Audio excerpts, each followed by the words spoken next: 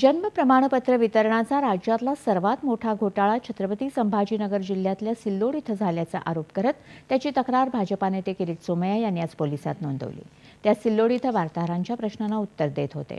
याआधी त्यांनी उपविभागीय अधिकाऱ्यांची भेट घेऊन अवैध बांगलादेशी आणि रोहिंगे प्रकरणाची माहिती घेतली।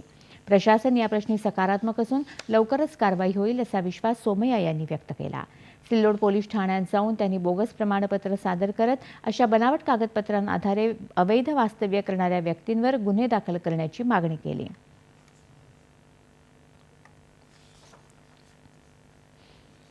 सिल्लोडचा घोटाळा महाराष्ट्रातला महाघोटाळा आहे।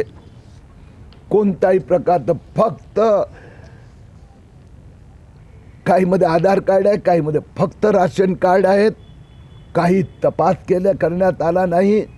या सगळ्यांच्या विरोधात कारवाई होणार आणि जे हितले नाहीत त्यांना परत बांगलादेश पाठवलं जाणार।